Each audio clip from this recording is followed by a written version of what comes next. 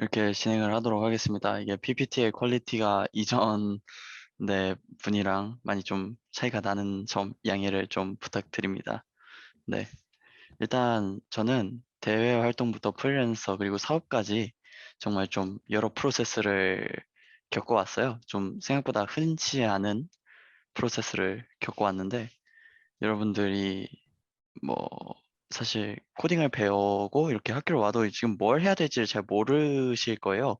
그러니까 사실 이 GSC 온 것만으로도 사실 저는 엄청나게 훌륭한 거라고 생각을 하는데 그럼에도 뭐 보통 여기까지 왔음에도 지금 당장 뭘 해야 되고 취업이 걱정되고 앞으로 뭐 먹고 살지 뭐 진짜 정년퇴직 어떻게 하지 뭐 이런 상상 많이 좀 해보셨을 겁니다. 언제 퇴직하고 얼마나 돈 벌고 해서 여러분들이 지금 할 수 있는 것들에 대해서 그리고 앞으로 무엇을 하면은 조금 더 좋을까라는 것을 좀 고민을 하면서 제가 지나왔던 길들을 좀 소개해 드리면서 내가 이걸 했더니 이게 좀 좋더라 뭐 이런 부분을 소개시키는 그런 발표를 하게 되었습니다. 네, 일단 제 소개를 하겠습니다. 네, 이게 연초에 찍은 건데 벌써 좀 폭삭 늙었죠. 아, 사업을 하면 안 되는데 해버려가지고 늙어버렸네요. 일단 저는 AI 융합학부 4학년이고요. 자동화랑 효율적인 거 정말 좋아합니다. 자동화 특히 아주 사랑해요. 뭐든지 다 자동화하고 싶습니다. 뭐 인스타나 카톡 댓글 쓰는 것부터 그냥 그런 것까지도요. 어쨌든 간에 저는 어, 답장도요. 실제로 제가 좀 딱딱하게 대답하니까 제 친구분이 뭐 정민아 혹시 이거 챗봇 아니지? 이렇게 하시더라고요. 그래가지고 아니라고 했는데 네 어쨌든 뭐 그런 사람입니다. 네 저는 뭐 INTJ였는데 음 이게 발표를 강제로 하다 보니까 ENTJ로 약간 좀 개종당했어요. 네 발표를 하고 싶지 않았는데 할 수 있는 사람이 저밖에 없더라고요. 뭐 해커톤 같은 데 나가면은 제가 코드를 짰으니까요. 그래서 뭐 어쩔 수가 없죠. 네. 그리고 지금 데브5라는 조그만한 업체를 운영을 하고 있고요. 그리고 스파이크 그룹이라는 또 조그만한 법인에서 PM을 맡고 있습니다. 네. 저는 근데 개발 쪽 PM이에요. 네. 그리고 삼성의 타이즌 스페셜리스트랑 소프트웨어 마에스트로 10기 그리고 코딩 강사하고 있는데 그냥 운이 좋았던 것 같습니다. 그냥 나머지는 네. 다음 해보도록 하겠습니다. 일단 지금 뭘 하면은 되는지를 좀 많이 궁금하신 분들이 많을 거예요. 네. 커피요? 나중에 뵈면 한 잔 사드려야죠. 법인 카드로. 네. 저 자체는 가난해서. 네. 어쨌든 간에. 여러분들이 가장 중요한 거라고 그러니까 제가 여러분들이, 취업하기 전에, 혹은 취업하기 전에 확실히 겪어봤으면 하는 겪어봤으면 하는 거는 기획 디자인 개발을 전부 다 거치면서, 본인이 참가해서 전부 다 거치면서 하나의 서비스를 출시해 보는 거예요. 사실 이게 정말 중요하면서 그리고 회사 가면 누구나 이거를 다 하게 될 거거든요. 개발자라면 누구나 다 하게 될 거고 누구한테 물어봐도 정말 중요하다는 것을 다 알아요. 근데 누구도 쉽게 이걸 하려고 하지 않아요. 해요. 왜냐면은 뭐 지금 당장 앱 만들려고 해도 뭘 만들지도 모르겠고 뭐 진짜 뭐 책 같은 거 V 시리즈 같은 데서 나오는 뭐 그냥 커뮤니티라든지 뭐 약간 로또 앱 같은 거, 로또 당첨 앱 같은 거 만들어가지고 뭐 스토어에 올려보자 뭐 이런 얘기가 써 있어도 그거에서 뭘 할 건데 돈이 되겠어? 시간만 버리는 거 아니야? 뭐 이런 생각을 보통 하죠. 뭐 실제로 쓰는 사람들도 별로 없을 거고. 그렇다고 뭐 친구들이 뭐 예를 들어 나는 뭐 친구들이 좋은 아이디어 있다고 해서 들어보면 다 허무맹랑한 소리 하고 내가 절대 구현을 못하는 뭐 그런 소리를 하고 그러다 보니까 뭐 프로젝트를 실질적으로 기획부터 개발 배포까지 출시까지 경험해 본 사람들이 정말 적습니다. 근데 여러분들은 이걸 해보셔야 돼요, 반드시. 왜냐면은 이게 정말 큰 보탬이 됩니다. 지금 하시면은 정말 나중에 어마어마한 보탬이 되시고 나중에 정말 먹고 사는데 큰 문제가 없어요. 네. 한 번만 해보시면 딱 한 번만 진짜 조그마한 거라도 괜찮아요. 네. 어쨌든 그런 걸 하고 싶고요. 그럼 도대체 그래 뭘 하고 싶은데 뭐 어떻게 해야 되냐? 난 아무리 생각해도 아이디어가 생각이 안 나. 뭐 로또 앱이라도 만들려고 하는데 UI라도 짜야 되잖아. 네, 그렇죠. 근데 난 UI를 짜지도 못하고 뭐 개발을 해야 되는데 UI가 있어야지 짜고 UI를 뭐 그럼 그리려고 해요. 그냥 펜으로라도 그리려고 하는데 기획도 해야 돼요. 그럼 난 기획도 배워야 되는 건가? 혼자서? 아니, 그렇다고 사람을 모으자니까 사람도 없어요. 학교를 갔더니만 다 같은 과는 다 개발만 하고, 그렇다고 또 우리 학교에 미대가 있나? 미대가 있지도 않아요. 기획자 콘텐츠 신방과 애들한테 찾아가면은 없어요. 몰라요. 이게 뭐 그나마 좀 글미 분들이 좀 이 프로세스에 대해서 다 배우는 걸로 알고 있는데, 그나마 그렇다고는 알고 있는데, 뭐 어쨌든 간에 좀 전문적인 팀을 만나기가 힘들단 말이에요. 각 파트에 맞는. 그래서 저는 온오프믹스나 뭐 여러 플랫폼들을 통해서 일단 해커톤을 참가해보라고 하고 싶어요. 실제로 1학년 때 그 소프트웨어 특기자로 전 입학을 했어요. AI융합학부에. 그다음에 1학년 때 그냥 학과 공부만 하다가 2학년 때 해커톤을 하게 되었거든요. 근데 그게 너무 재밌는 거예요. 밥도 너무 맛있게 주고, 네. 아니, 뭐 하루에 5끼를 먹여요. 네. 그쵸.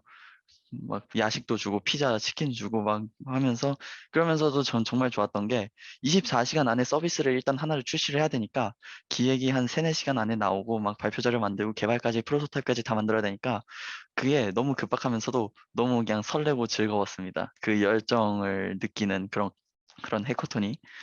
그러면서 이걸 계속 해커톤을 반복하다 보니까 개발에 대한 출시 프로세스를 계속 그 그냥 본능적으로 알게 되는 거죠.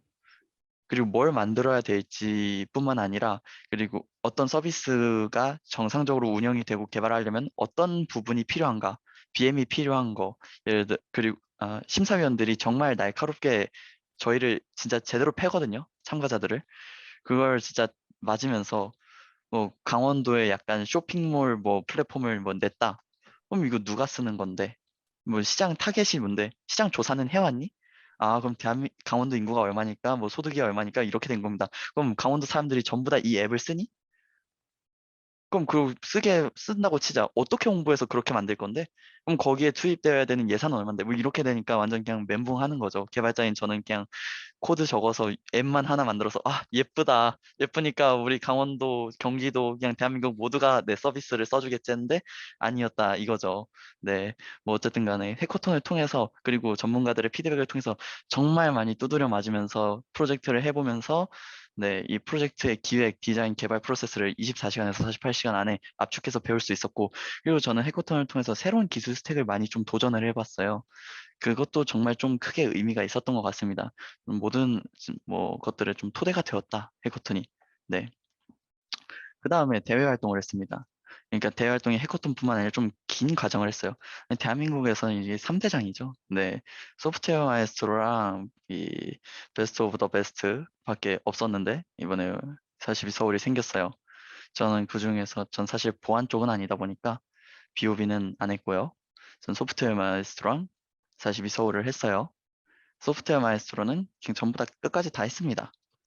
음, 너무 즐거웠고, 정말, 음, 여러분들한테 소프트웨어 마에스트로는 정말 강추하고 싶습니다. 정말 강추하고 싶어요. 왜냐면은, 어, 1년에 한 번밖에 안 뽑아서 이게 문이 좀 바늘구멍이긴 해요. 150명밖에 안 뽑으니까 1년에. 근데 한 번만 들어가면은 정말 노트북 사주고 월급 주고 뭐 교육비, 연구비까지. 저는 여기서 약간 그 장갑을 만들었어요. 장갑 그러니까 막 VR에서 쓰는 장갑을 이렇게 딱 오므리면은 유니티로 구현을 했는데 유니티에서 손도 같이 가상의 손도 같이 오므라지고 그리고 압력도 이런 식으로 딱 누르면은 이렇게 빨갛게 막 압력이 주어졌다 이런 식으로 약간 게이밍 글러브를 만들었는데 그거 뭐 아두이노나 라즈베리 파이로 만든 게 아니라 PCB를 직접 뽑았거든요. 근데 PCB 한번 뽑는데 그 설계하고 뽑는데 보통 한 5조각이 오는데 한 150만 원에서 200만 원 해요. 토이 프로젝트에 누가 150만 원에서 200만 원을 쓸 수 있겠어요. 네, 근데 그거를 전부 다 지원을 해준다 이거죠. 뭐, 그리고 42 서울 같은 경우에는, 사실 소마보단 열정적으로 하지 않았는데, 그 이유가 저는 사실 코딩이 좀 자유로운 뭔가 아이템이나 자신의 꿈을 실현시키기 위한 도구라고 생각을 하는데, 이게 코딩 스타일을 그냥 정해놨어요. 포르문을 쓰면 안 되고, 한 파일에는 함수가 5개 이하여야 되고, 함수 안에는 코드가 25줄 이하여야 되고 아직도 기억이 나요. 그리고 if 한 다음에 꼭 띄어쓰기 하고 소괄호를 써야 되고 뭐 이런 식으로 약간 커리큘럼을 밟는 거였는데 42 서울은 소마는 약간 좀 사업화 뭐 지금 막 그런 느낌이었다면은 42 서울은 일단 저랑은 조금 안 맞았던 것 같아요. 그래가지고 하지만 여러분들한테는 추천드릴 수가 있는 게 정말 코딩을 진짜 잘 모르겠다. 지금 커리큘럼을 도대체 어디서부터 시작을 해야 될지 모르겠고 뭐 좀 더 많은 사람들이랑 커뮤니케이션 해보고 싶고 진짜 좀 빡세게 뭔가를 공부해보고 싶다 하면은 42 서울 정말 추천드립니다. 정말 양질의 프로그래머들을 정말 좀 대량 생산할 수 있을 정도로 좀 제대로 프로세스가 되어 있고 커뮤니티 분위기도 정말 좋아요. 서로가 서로를 도우려는 네 그런 뭐 그런 네 커뮤니티가 잘 활성화되어 있습니다. 소마 같은 경우에는 약간 좀 그런 커뮤니티는 없거든요. 자기네 팀들끼리 셋이서 뭉쳐 다녀요. 셋이서 뭐 밥 먹고 뭐 그러면서 가끔씩 교류하고 네 멘토들이랑 보통 더 친해지죠. 같은 연수생분들뿐만 이 아니라 네 그분들이 아니라 근데 사실 서울은 전부 다 같이 같은 기수끼리 혹은 뭐 선배 후배 기수끼리 으쌰으쌰 하는 그런 느낌이 있어가지고 여러분들에게 정말 큰 도움이 될 것 같다는 생각이 듭니다. 네 어쨌든 간에 저는 여러분들이 돈을 잘 벌었으면 좋겠어요. 여러분들이 코딩을 통해서 정말 많은 걸 이루고 싶잖아요. 진짜 좀 내가 원하는 생각하는 서비스를 만들고 싶고 정말 나도 영화에서 나오는 듯한 그런 멋있는 소프트웨어 뭐 이렇게 만들고 싶고 모든 사람들이 뭔가 극찬하는 그런 개발적인 소프트웨어나 서비스를 만들고 싶다. 이게 개발적인 극찬이든 기획적인 극찬이든 비행적인 극찬이든 어쨌든 정상에 오르고 싶다는 마음은 모두 다 있다고 생각을 합니다. 근데 그걸 다 때려치고 누구나 도전할 수 있죠. 누구나 도전할 수 있는데 막 도전을 할 수가 없어요. 왜냐면은 우리의 돈은 한정되어 있고 우리는 먹고 살아야 되고 밥을 사려면 돈이 필요하기 때문에. 네. 그래서 여러분들이 최소한의 경제적 도전을 위해서 최소한의 경제적 기반을 다졌으면 좋겠습니다. 도전을 위해서. 그냥 뭐 건물주들처럼 그냥 아 건물 사서 이제 끝이니까 띵가띵가 놀자 놀기 위한 기반을 다지는 게 아니라 여러분들의 그 꿈을 실현하기 위한 리스크 없이 꿈을 실현하기 위해서 네, 그런 경제적 기반을 다져 놓았으면 좋겠습니다. 이 어떻게 경제적 기반을 다지냐? 최근에 뭐 그런 얘기들을 많이 좀 많이 이슈가 됐었죠. 주식을 하거나 코인을 하거나 뭘 하거나 근데 사실 저는 개인적으로 리스크를 정말 싫어하는 사람입니다. 네.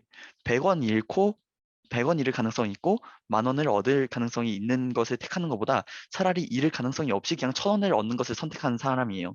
왜냐면은 그 천 원들도 계속 쌓이다 보면 어느 순간 나는 아무것도 잃지 않고 만 원 이상의 금액을 아무것도 안 하고도 얻을 수 있는 네, 그런 시스템을 구축을 할 수 있기 때문에 자동화 좋아한다고 했죠. 돈을 버는 것 또한 자동화로 할 수 있다고 생각을 합니다. 네, 뭐 어쨌든 그렇게 생각을 하는데 어쨌든 최근 오늘 아침에 진짜 읽은 칼럼인데 이게 AI 시대가 도래하면서 중간 그 뭐라고 해야지 전문가랑 완전 단순 노동직만 남는데요. 중간 계층이 없어진대요. 단순 노동직들은 기계가 투입하는 게 손해인 사람들이 단순 노동직 그런 정도의 단순 노동직 사람들과 그리고 기계가 투입할 수 없을 정도의 복잡한 노동직 네, 뭐 이런 식으로 두 개가 남는다고 하는데 복잡한 노동직을 가진 사람들은 AI를 부려먹는데요. 그리고 자기 복제가 가능한 아이템을 판매한대요. 단순 그 단순 노동을 하는 분들은 AI한테 직업을 빼앗기거나 아니면 언제든지 대체될 위기에 놓인다고 하더라고요. 근데 저희는 소프트웨어 개발자잖아요. 소프트웨어 개발자가 소프트웨어를 복제를 하는 것은 정말 컨트롤 C, 컨트롤 V만 하면 됩니다. 그러니까 저희는 정말로 운이 좋게도 자기 복제가 가능한 아이템을 무한히 만들어낼 수 있는 그런 직업을 선택을 했습니다. 정말 운이 좋죠. 그렇기 때문에 정말 운이 좋게도 경제적 기반을 다지기가 정말 쉬운 직업이다. 네. 그럼 도대체 뭘로 경제적 기반을 다지냐? 내가 뭘 만들어도 갖다 팔아야 될 거 아니에요? 많죠. 크몽도 있고 프리모아도 있고 그리고 3만 원만 내면은 구글 플레이 스토어에 내 앱을 업로드할 수 있습니다. 혹시 몰라요. 대박 터져가지고 진짜 월마다 몇 천만 원씩 나오는 앱이 될지 유지보수 단 하나도 안 해도 네 그런 앱이 될 수도 있고 어쨌든 간에 여러분들이 정말로 많이 도전을 할 수 있다. 많은 프로젝트를 만들어서 그것을 언제든지 팔 수 있는 환경이 되어 있다. 사실 10년 전만 해도 이런 게 없었어요. 네. 이런 플랫폼도 없었고 구글 플레이 스토어도 완전 초창기였고 근데 이제 여러분들은 정말 그냥 버튼 하나만 업로드 누르게 되면은 막말로 그냥 페이스북이나 네이버 블로그에 포스팅만 써도 올려도 다른 사람들이 본단 말이에요. 그러니까 마케팅을 할 수 있고 배포를 할 수 있는 환경이 되었습니다. 그냥 깃허브에다가 커밋하고 빌드에서 릴리즈 그 포스팅으로 올려버리면은 그것 또한 배포가 되겠죠. 그런 식으로 정말 쉬운 환경이 왔어요. 그러니까 여러분들은 자기 복제가 가능한 아이템을 지금 만들어서 지금 배포할 때라고 생각을 합니다. 하지만 사람들은 그렇지가 않죠. 코딩 특히 처음 배우시는 분들은 포트폴리오 만들기에 많이 집중을 하십니다. 왜냐면 취업이 먼저거든요. 이런 것보다. 취업 때문에 포트폴리오를 정말 많이 만져요. 포트폴리오 예쁘게 만들기, 깃허브 예쁘게 꾸미기. 아, 물론 중요합니다. 보이는 거 중요하죠. 근데 저는 포트폴리오가 사실 로켓펀치에 저런 식으로 저건 제 포트폴리오예요. 그렇게 올려놓은 거밖에 없거든요. 근데 연락이 오더라고요. 기업 담당자들한테. 저는 제 포트폴리오 사이트를 만들다가 그냥 귀찮아서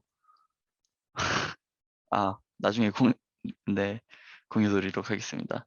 네, 어쨌든 간에, 음, 뭐라고 해야 되지?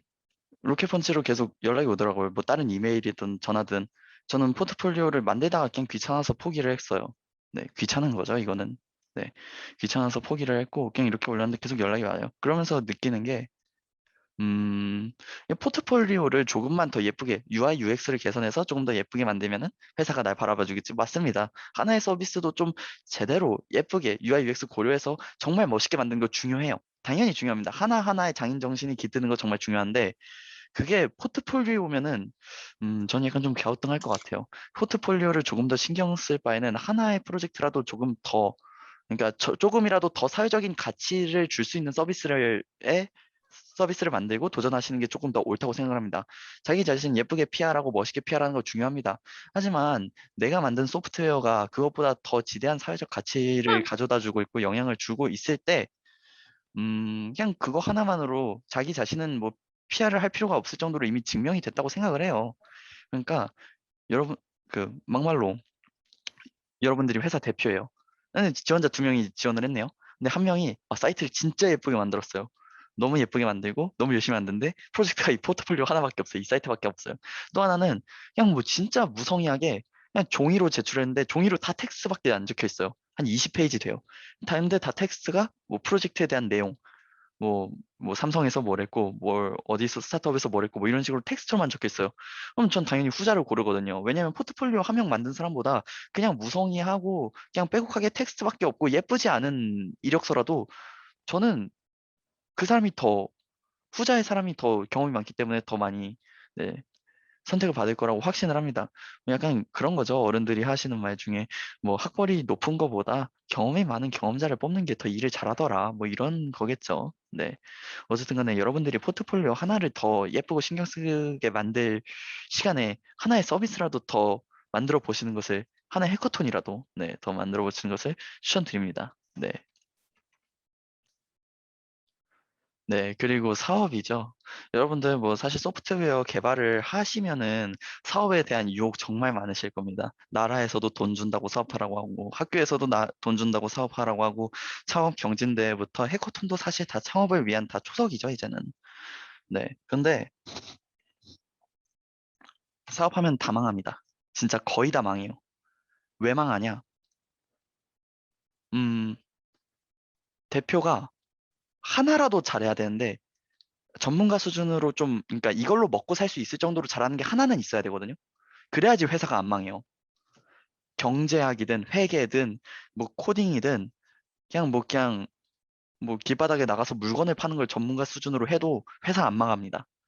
근데 저희 20대 초중반 후반이잖아요. 그런 기술력이 어디 있어요? 보통 분들은 그 상태에서 창업을 시도하고 사업을 시도해서 보통 망하거든요. 네, 네, 뭐 사실 왼쪽에 보면 시장이 원하지 않는 재금을 뭐 제품을 만드시는 뭐 그래서 실패한 부분도 있고 자금 부족 뭐 여러 가지 사유들이 있는데 결과적으로 결과론적으로 이 사유들이 나오게 되는 그 약간 원인은 경험 부족이거든요. 근데 진짜 하나만 좀 전문가 수준으로 먹고 살 수준으로 달도 이 얘네들이 보여요. 네, 어떻게 해야지 돈을 벌지. 왜냐면 이미 돈을 벌어본 사람들이니까 뭐 하나 전문가를 달아서. 네, 그렇기 때문에 사업을 하실 거면은 정말 아니 최소한 뭘 하나를 제대로 해서 돈을 벌고 있는 사람과 같이 사업을 하세요. 최소한. 네. 그러시길 바랍니다. 네. 그렇다고 사업을 뭐냐고 해야 되지? 돈을, 사업이 사실 좀 인식이 안 좋잖아요, 대한민국에. 실제로 서울역에서 뭐 앉아 계시는 노숙자분들 진짜 파라리 사업가였어요. 다 사업자 한 번씩 내부하셨던 분들이에요. 네, 실제로. 근데 예전에는 그래서 빚내서 사업했죠. 그리고 옛날엔 제조업 중심이기 때문에 빚을 내고 그걸 팔아서 수익을 얻는 수밖에 없는 구조였어요. 리스크가 있을 수밖에 없죠. 근데 아닙니다. 저희 소프트웨어 개발자들은 리스크가 없어도 돼요. 그 제조업에 대한 인건비만 내면 되기도 하고, 그리고 사업 자금을 예전처럼 그냥 내가 빚내서 내 돈으로 하는 게 아니라 요즘은 나라에서 다 줍니다. 예비 창업 패키지, 초기 창업 패키지, 뭐 창업 사관학교, 디딤돌, 팁스 등등등등. 정말 사업 자금을 그냥 나라에서 퍼줍니다. 네. 그걸 몰라요, 사실 사람들이. 물론 뭐 아시는 분들이 요즘은 많아져서 정말 경쟁률이 높긴 하지만 애초에 이 예비 창업 패키지 같은 데서 심사를 보고 막 발표를 하거든요. 거기서 애초에 떨어질 아이템이었으면은 실제로 시장에서 잘 가능성이 없다. 오히려 떨어진 게 땡큐다. 뭐 이렇게 생각을 하셔야 된다 이거예요. 네. 그렇기 때문에 여러분들이 그냥 빚내서 사업하지 마세요. 리스크는 나라에서 집니다. 그 나라에서 리스크를 지지 않으려고 하는 사업 아이템, 그러니까 즉 떨어진 사업 아이템들은 애초에 그냥 가망이 없다고 생각하시는 게 마음이 편합니다. 실제로. 네. 뭐 어쨌든 간에 적절하게 음, 도전을 하셔서 성공하시길 바랍니다. 네. 저는 파이어족이에요. 가치를 실현하려면은 자유가 필요하더라고요. 뭔가 정말 위대한 소프트웨어, 뭐 모두가 쓰는 플랫폼들을 만들고 싶었어요. 근데 그거를 제가 3년에서 4년 정도 소프트웨어를 하나를 개발한 적이 있거든요. 좀 마인크래프트로 코딩을 시작을 해서 마인크래프트 모드를 그렇게 3년 동안 만들었어요. 진짜 하나의 소프트웨어를 그렇게 만들었어요. 하나의 프로젝트를 저 혼자. 그랬더니만 음, 뭐 돈이 부족하더라고요. 그것만 하니까. 물론 그것으로 인해서 뭐 다른 뭐 픽셀 네트워크랑 뭐 협업도 하고 뭐 다른 스트리머들이랑 협업하고 뭐 많이 갖다 팔고 해서 뭐 그나마 자금은 계속 벌긴 했지만 뭐 그걸 그 하나의 프로젝트만 하면서 느낀 거는 뭐 내가 진짜 이렇게 공들여서 가치를 만든다, 이걸 만든다고 해도 얘는 사실 BM도 없고 어떻게 보면 제 취미로 이렇게 만든 거긴 한데 뭐 어쨌든 간에 가치를 실현하면 자유가 필요하고 자본주의에서의 자유라는 것은 곧 경제적인 자유다라고 할 수가 있다 이거죠. 그리고 여러분들은 경제적인 자유를 달성을 할 수 있는 조건들을 전부 다 갖췄다고 생각을 해요. 일단 자기 복제가 가능한 아이템들을 개발하실 수 있잖아요. 네. 그렇기 때문에 여러분들이 개발자가 되신 이유들이 뭐 정말 별별 이유들이 많긴 하겠지만 결과적으로 자기 자신의 소프트웨어가 사실상 아들딸 같잖아요. 아들딸이 위대한 사람이 되는 거를 누가 어떤 부모가 싫어하겠어요. 네. 제 아들딸들 잘 키워서 진짜 대통령 만들고 싶고 그러잖아요. 네. 근데 그렇게 하려면은 그만큼의 경제적 기반과 자유가 필요하다. 네. 아들딸들 제대로 키우려면은 가난한 집에서 하면은 약간 좀 해주고 싶어도 못하는 경우가 많이 생기겠죠. 아무래도 좀 계속 많이 신경 써주고 싶잖아요. 네. 그러려면은 내 시간이 많이 만들어져야 되고, 내 시간이 많이 만들어지려면은 일하는 시간을 빼야 되고, 일하는 시간을 빼려면은 돈이 많아야 되죠. 왜냐면 돈 때문에 일을 하는 거니까. 네. 그렇기 때문에 여러분들이 가치를 실현하기 위해서 자유를 반드시 쟁취하기를 바랍니다. 네. 이제 Q&A를 받도록 하겠습니다. 주민등록번호 뒷자리 빼고 개인적인 것도 모두 다 답변이 가능합니다. 수익도 빼고요. 이거 리허설 할 때 네, 관련 질문이 있었는데 안 됩니다. 그건 안 돼요. 네. 네네네. 손익준 씨 질문 네, 해주십시오. 아, 네, 안녕하세요. 맨 처음에 혹시 네네. PM을 하신다고 하셨나요? 사업을 하신다고 하셨나요? 기억이 잘 안 나네요. 저는 사업과 네. PM을 둘 다 하고 있어요. 그러니까 하나는 아, 법인이고 하나는 제 개인 사업자인 거죠. 그러니까 회사를 두 개를 다니고 있는 겁니다. 절대 이 짓은 어, 하지 말아 주셨으면 좋겠어요. 예, 하지 마세요. 네, 바쁘시겠네요. 네. 네, 이제, 우리가 이제 경제적 기반을 네. 모으기 위해서 이런 일을 하신다고 들은 것 같은데, 그러면 이제 영민님의 최종적인 목표가 무엇인지 궁금합니다. 그쵸. 보통 파이어족 하면은 집을 제외하고 현금 18억을 보유를 하면은 은퇴를 한다고 해요. 근데 저는 그런 건 중요하지 않다고 생각을 해요. 그러니까 모아놓은 돈은 중요하지 않다고 생각을 합니다. 내가 아무리 많이 모아도 그냥 한순간에 날릴 수 있는 돈이라고 생각을 하기 때문에 저는 아무 일도 안 해도 월에 얼마가 들어오느냐가 가장, 그러니까 아무것도 안, 불노소득, 예, 불노소득이 몇이나 되느냐가 가장 중요한 지표라고 생각을 하고요. 저는 그 불노소득이 한 700에서 800 정도가 되었을 때, 아, 됐다. 다 손을 놓을 수 있겠다라고 생각을 합니다. 네, 음, 그렇죠. 그러면 이제 리스크를 지는 것도 되게 싫어하신다고 아까 하셨는데 다른 것도 아니고 굳이 사업을 하시는 이유는 이제 그게 제일 많이 벌 수 있는 수단이라서 그러신 건가요? 아, 일단 제가 사업을 네. 한 거는 약간 거의 타이가 한 60%였어요. 제가 어, 코딩 강의를 하는데 제 과외 학생 중에 창업 교수님이 계셨어요. 네. 그래서 얘기를 같이 식사를 하는데 정민 씨는 사업을 하면 정말 잘할 것 같아요. 해서 네, 저도 한 서른 한 후반쯤에 은퇴하고 할 생각입니다. 그러니까 아니에요, 정민 씨. 언제 정권이 바뀔지도 모르고 언제 사업이 바뀔지도 모르는데 지금 하셔야 돼요. 그래서 지금이요? 네, 지금이요. 지금 지원 사업 있으니까 지원 사업 한번 해보세요. 근데 지원 사업이 된 거예요. 그래서 열심히 다니다가 열심히 지원 사업 그 서류 쓰고 하다가 아 이제 돈 받고 난 이제 끝내야지 했는데 사업자를 내라네요. 돈을 받으려면. 그래서 사업자를 냈어요. 돈을 받았죠. 아 행복하다.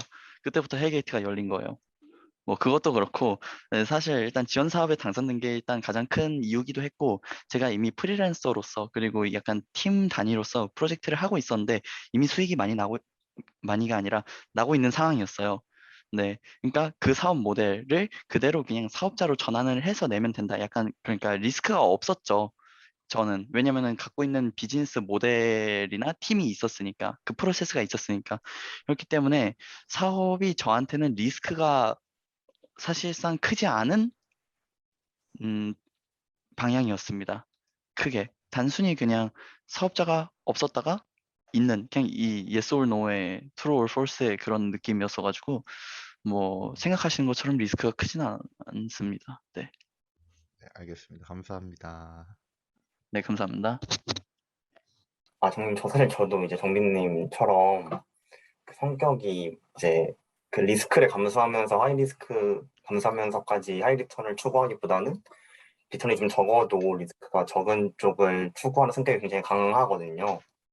근데 저도 그럼에도 불구하고 언젠가 한 번은 사업을 하고 싶은 생각이 있는데 제가 최근 한 올해 8월까지 이제 예창패에서 실제로 지원을 받은 학생 창업팀에서 백엔드 개발도 해봤고 또 그 제 친구 이모님이 실제로 사업을 되게 크게 하시고 계신데 이제 그 사업이 이제 되게 잘 되다가 지금은 좀 이제 안 좋은 쪽으로 가서 처분을 하고 싶은데 물려있는 게 너무 많으니까 이게 함부로 팔 수도 없다고 그냥 내가 마음대로 탈고 손 타고 나가고 싶어도 너무 물려있는 게 많아서 이게 도저히 뭐 어떻게 할 수가 없다. 그래서 약간 적자가 나지만 방법이 없다고 얘기를 들은 적이 있는데 이제 정민님이 이제 처음 말씀해 주셨던 것처럼 뭐 예창패라던가 아니면 정부에서 지원 사업을 받아서 사업을 하는 경우에는 그러니까 투자자 실제로 투자자한테 사업 투자를 받기 전까지는 제 마음대로 좀 어느 정도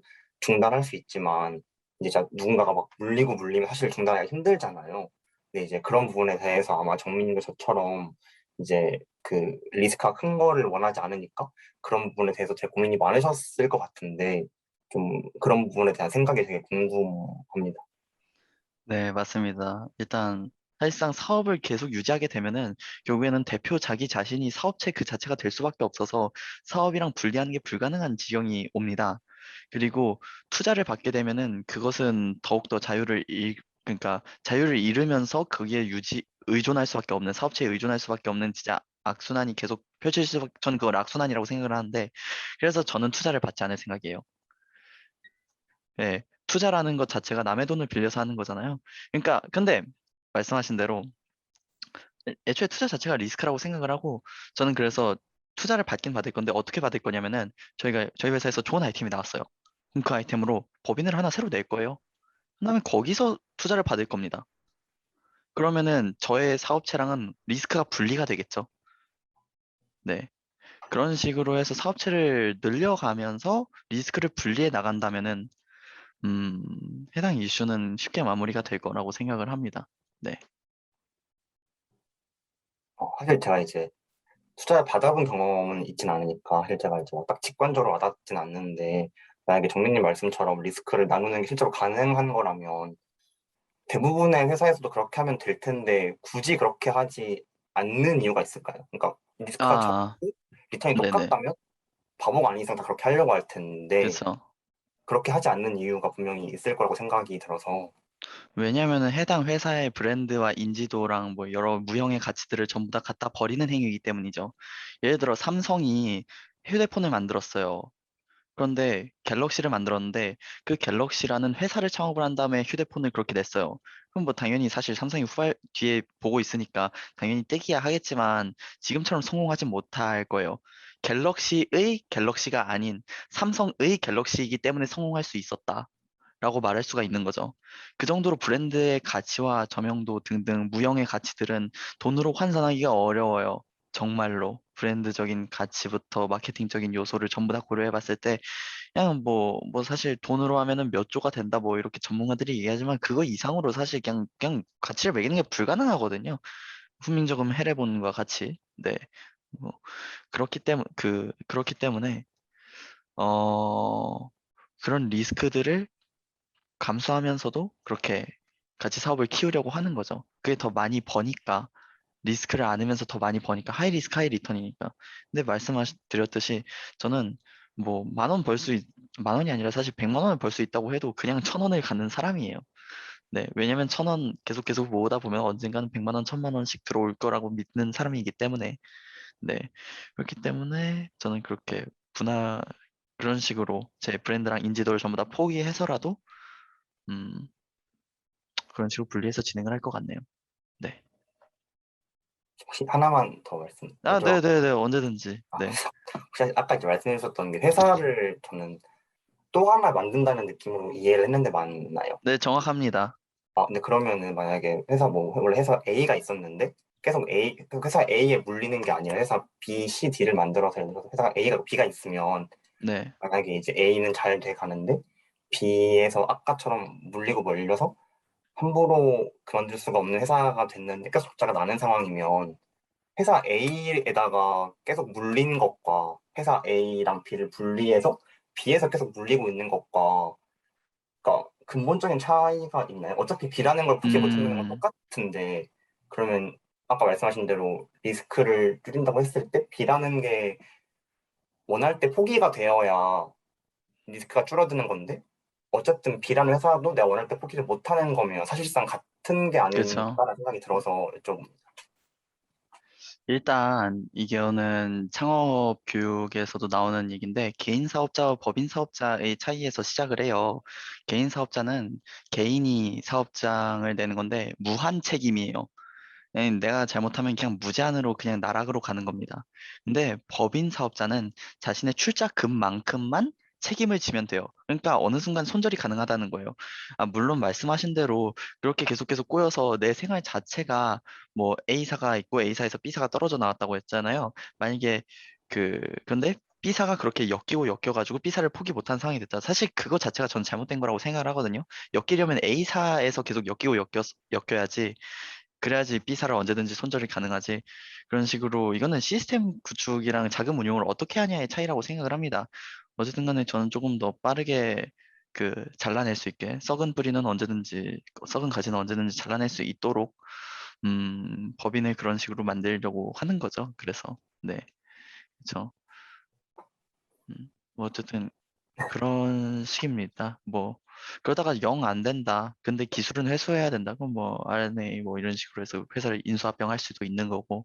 사실 워낙 방법이 많고 이건 그리고 약간 그렇게 꼬인 게 많다고 말씀을 하셨잖아요. 그러니까 대표의 삶이랑 분리가 불가능한 상태가 보통 된다고 말씀을 드렸는데 그건 사실 저희 아버지 세대의 얘기이기도 하거든요. 그때는 뭐 지원 사업이라든지 뭐 옛날에는 회사가 보통 아니 사실 뭐 지금도 그렇지만 내가 회사 세웠고 내가 주식을 그렇게 다 갖고 있는데 내 회사야 뭐 이럴 수 있잖아요. 그래서 내 법인카드 내 그냥 그 밥 먹는데 쓰고 이런 식으로 보통 많이들 쓰시잖아요. 불법이긴 하지만 모두 다 그러니까 뭐 어쨌든 간에 그런 식으로 해서 개인과 삶의 분리가 불가능한데 요즘에는 저희 세대에서는 또 분리가 거의 철저하게 가능하게 시스템이 구축이 되어 있단 말이에요. 그렇기 때문에 그거는 사실 저희 아버지 세대에서 좀 끝낼 수 있는 저희 세대에서는 그게 좀 딱 분리가 될 수 있지 않을까라는 생각을 하고 있습니다. 네. 네, 답변 감사합니다.